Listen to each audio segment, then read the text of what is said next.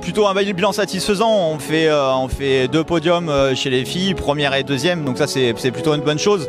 Maintenant, on avait envie d'un peu plus. Il y a Guillaume qui fait 4e, il pouvait potentiellement au départ monter sur le podium, donc on aurait aimé qu'il soit dessus. Et Victoire qui fait 4e aussi, c'est sûr qu'on aurait préféré que ce soit une 3e place. Du coup, 2 podiums aujourd'hui, on aurait pu presque en avoir 4. Maintenant, ça montre aussi qu'ils sont vraiment pas très loin et que ça fera certainement la prochaine fois. Il y a les petits jeunes là qui viennent ici sur une Coupe d'Europe senior. Il y en a pour beaucoup, c'est leurs premières expériences, donc ils ont besoin de prendre de l'expérience parce que c'est difficile en fait. On se rend pas forcément compte. On a l'impression que c'est facile, ils vont vite, etc. Mais arriver à savoir faire le gros temps pour pouvoir se qualifier ou en tout cas le gros run contre un adversaire.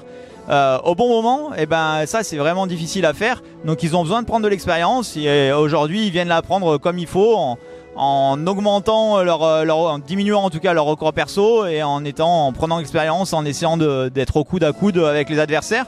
Pour certains ça s'est joué vraiment à pas grand chose, donc c'est vraiment une bonne expérience pour tous.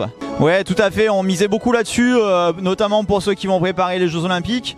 Parce qu'en fait on a peu de compètes en France, peu de compètes où nos Français viennent en position un peu de leader. C'est pas forcément le cas en tout cas sur une Coupe du Monde.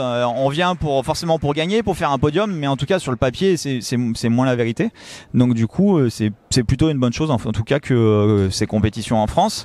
Et c'est bien à la fois pour les jeunes parce que du coup ils sont poussés par le public pour leur faire leur expérience, c'est une bonne chose.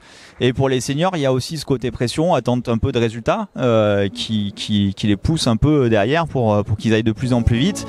Et c'est une difficulté aussi à gérer. Donc voilà. Et sachant que sur Paris, ça sera ça fois 1000, 10 000, 100 000, je sais pas combien, mais ça sera encore plus important. Donc voilà, il faut aussi préparer. Et ça faisait partie des étapes de préparation pour Paris. Oui. Mais effectivement, on vient régulièrement. Tous les ans, on a cette compétition qui est là. Je pense qu'on en aura encore d'autres dans le futur. Effectivement, la salle se prête très très bien, et notamment encore plus pour la vitesse.